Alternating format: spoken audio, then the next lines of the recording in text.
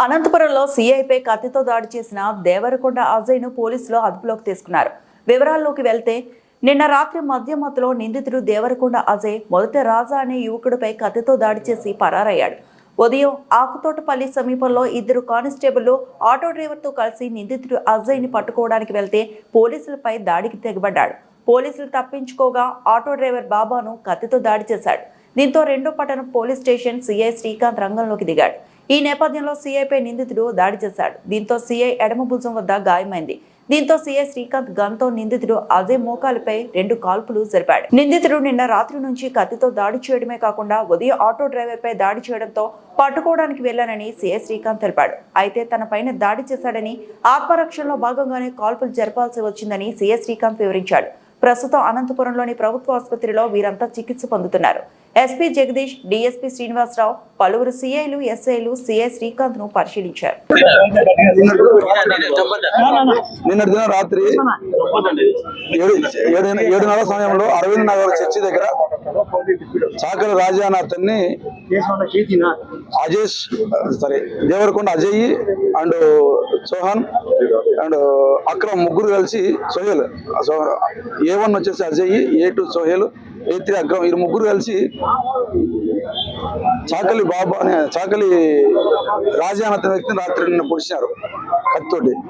Hospital admit అయినాడు. ఆ రాజా ఇచ్చిన స్టేట్మెంట్ కంప్లైంట్ మేరకు కేసు 307 కేసు రిజిస్టర్ చేసినాం. 274/25 అండర్ సెక్షన్ 307 కేసు రిజిస్టర్ చేసాం. అతన్ని పట్టుకునే కానీ నేను, మా ఎస్ఐ గారు అండ్ మా సుధాకర్ కానిస్టేబుల్ అండ్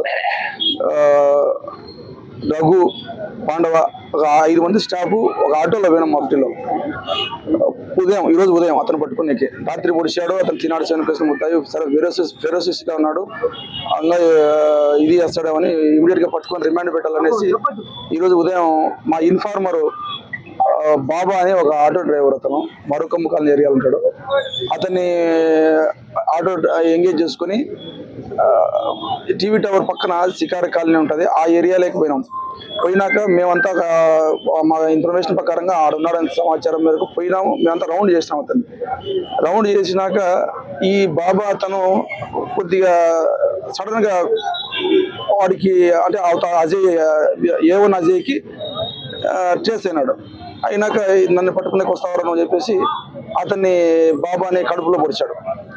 ఎగ్జాక్ట్లీ కడుపులో పొడిస్తేనే అతనికి పేగులు బయటకు వచ్చాయి. మేము పట్టుకునే ఇమీడియట్ గా మేము వచ్చి ఒక 20 మీటర్స్ దూరంలో పట్టుకునే ప్రయత్నం చేస్తే అంతలోకి ఆ పక్కన లేడీస్ ఉన్నారు షికారులు, వాళ్ళని కూడా పొడిచే ప్రయత్నం చేశారు.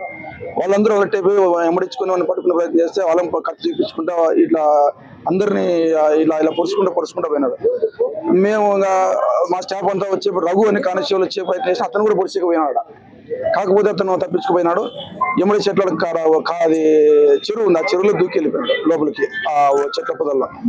మేము అందరు వెతికినా కనపడలేదు. మరి ఒక గంటకి అది జరిగిన 8:30-9 అయింది. మేమంతా మరి మా స్టాఫ్ను కొంతమంది పిలిపించుకొని అది ఎలాగైనా మరి పట్టుకోవాలని చెప్పేసి మరి ముందు పోతే ఆకుతోటపల్లి అక్కడ నుంచి కొద్ది దూరం ఉంది, అంతా 1 కిలోమీటర్ 1.5 ఉంటుంది. ఆకుతోటపల్లి అవుట్ కట్స్ లో పోయిన తర్వాత ఒక చెరుకు తోట ఉంది వెనకాల, ఆకుతోటపల్లి వెనకాల అంటే కందుకూరుకి మధ్యలో చెరుకు తోట ఉంది. ఆ చెరుకు తోట గడ్డి కూడా ఉంది, పశువుల గడ్డి పెంచినారు ఆ తోటలో. అక్కడ మాకు ట్రేస్ అయినాడు. ఇమీడియట్ గా పట్టుకునే ప్రయత్నం చేస్తే దాంట్లో లోపలికి పోయినాడు. ఇంకా అవుట్ సైడ్ బయటకు వచ్చి లేదు.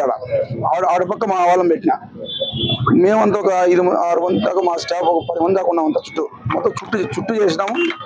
చుట్టూ రౌండ్ చేసిన తర్వాత నేను లోపల పోయి అజయ్ బయటికి రాన్నా కూడా రాలే. మనిషి కనపడదు, అంత దట్టంగా ఉంది, చెరుకు తోట మాదిరి ఉంది తోట, చెరుకు తోటే. మేము నేను దగ్గర పోయినాను, అనుకున్నాడు. సెకండ్ కత్తి తీసుకొని ఇటు వేసాడు. పొద్దున ఏ కత్తి వాడినాడు, నిన్న ఏ కత్తి, ఆ కత్తి పట్టుకొని వాడుకున్నాడు. సెకండ్ ఇలా ఇటు వేసేసినాక రాగరంటే కొద్దిగా ముందుకు మరి ఆ చెరుకు తోటలో కనపడలేదు మగం.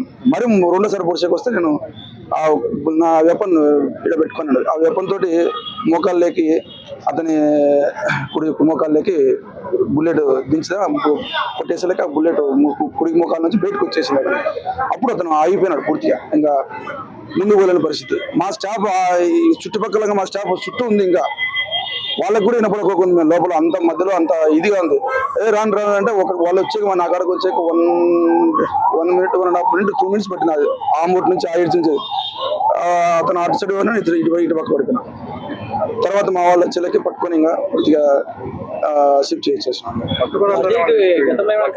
అది అయితే మాకు కనపడలేదు. కాన్షియస్ లో ఉన్నాడు, ఫుల్ కాన్షియస్ లో ఉన్నాడు. తెలుసు ఎన్ని రౌండ్లు కాల్పులు జరిపారు? నేను 2 rounds చేసాను. అజయ్కి ఏమైనా background, criminal background, crime background? ఇంతకుముందు ప్రీవియస్గా దొంగతనం కేసు ఒకటి ఉంది. కొద్దిగా అల్లరి చిల్లర తిరిగేవాడని తెలిసి సమాచారం. సార్ ఇప్పుడు గంజాయి సేవించారా మొత్తం? లేదు లేదు, అది అయితే గంజాయి అనేది మాకైతే రాలేదు. ప్రతిఘటించారా? అంటే మీ దగ్గర తుపాకీ ఏమైనా లాక్కునే ప్రయత్నం చేయడం? లేదు లేదు, చేయలేదు. ఇప్పటికి 2 గాయపడినారు. నిన్న చాకల్ రాజన్ నైట్ 7:30 అప్పుడు, ఉదయం 8:30 అప్పుడు బాబా అని ఆటో డ్రైవర్, ఇద్దరికి సీరియస్. నాతో పాటు ముగ్గురు. మా కానిస్టేబుల్ ఎస్కేప్ అయినాడు, లేకపోతే పొద్దున మా కానిస్టేబుల్ కూడా ఇంజురీ కావాలి. రఘు అనే కానిస్టేబుల్కి ఎస్కేప్ అయినాడు. ఆ పట్టుకునే ప్రయత్నం చేసినాం ఉదయం కూడా, కానీ అక్కడ నుంచి ఎస్కేప్ వెళ్ళిపోయినాడు. తర్వాత మరి అదే మా టాస్క్ అంటే అట్లే వెళ్ళిపోతా ఉన్నాం. లొకేషన్ పెట్టుకుంటా అతను ఎక్కడున్న ఇన్ఫార్మర్ పోతా ఉన్నాం. మరి ఉప్పరపల్లి క్రాస్ కూడా వెతికినాం.